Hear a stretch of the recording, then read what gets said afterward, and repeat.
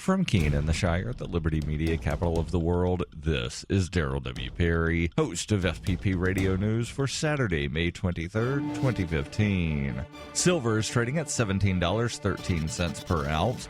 Gold is valued at $1,206 per ounce. And according to BitcoinAverage.com, the average price of Bitcoin is $241.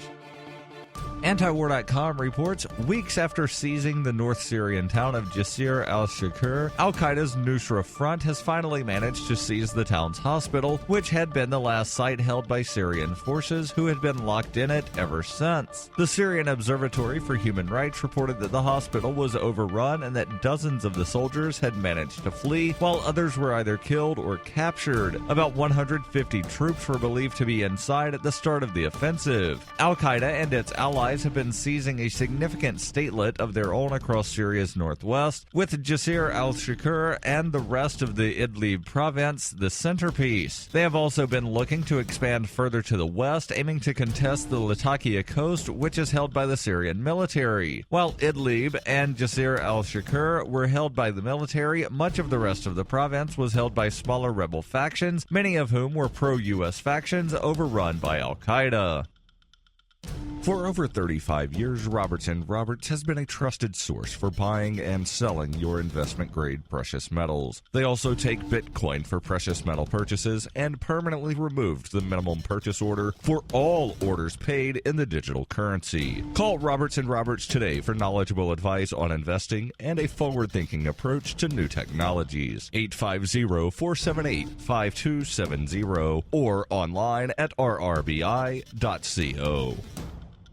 UPI reports 2 jails in Mississippi routinely failed to provide prisoners with reasonable safety from violence, housed them in filthy conditions, and often kept them in custody long after their court-ordered release dates, that from a report from the Department of Justice. The Hinds County Adult Detention Center in Raymond, Mississippi, and the Jackson City Detention Center in Jackson, Mississippi, violated the constitutional rights of its prisoners, according to the Federal Review. The Justice Department's review was sparked by ongoing violence at the jails.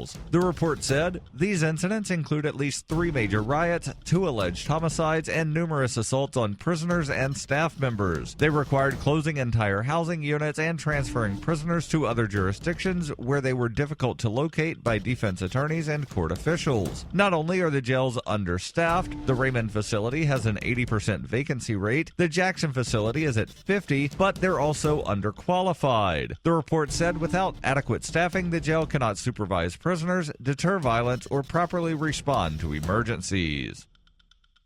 You can support FPP Radio by joining the Fans program.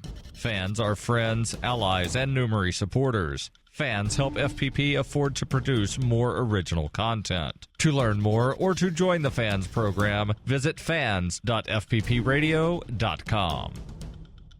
Reuters reports China said on Friday it was strongly dissatisfied with a U.S. spy plane that flew over part of the South China Sea this week, near where China is building artificial islands, and called on the United States to stop such action or risk causing an accident. The U.S. flight on Wednesday was highlighted by the unusual Pentagon decision to invite a CNN team aboard the Poseidon surveillance plane. It said the Chinese Navy issued 8 warnings to the aircraft to move away from the contested territory. Chinese Foreign Ministry spokesman Hong Li said the Chinese military drove away the aircraft in accordance with relevant regulations. He labeled the U.S. action a security threat to China's islands and reefs. He told a news conference, such action is likely to cause an accident. It is very irresponsible and dangerous and detrimental to regional peace and stability. We express our strong dissatisfaction. We urge the U.S. to strictly abide by international law and international rules and refrain from taking any risky and provocative actions. China will continue to closely monitor the relevant area and take the necessary and appropriate measure to prevent harm to the safety of China's islands and reefs, as well as any sea and air accidents. A Pentagon spokesman called the mission routine and said such flights occurred every few days. Colonel Steve Warren said the Poseidon had not gone within the 12-mile territorial limits that China claims around the artificial islands, but said this could happen in the future. The U.S. stance reflects the fact that while it does not recognize Chinese territorial limits around reclaimed land, it wants to avoid escalating the issue further than necessary. This has been FPP Radio News, online at fppradio.com.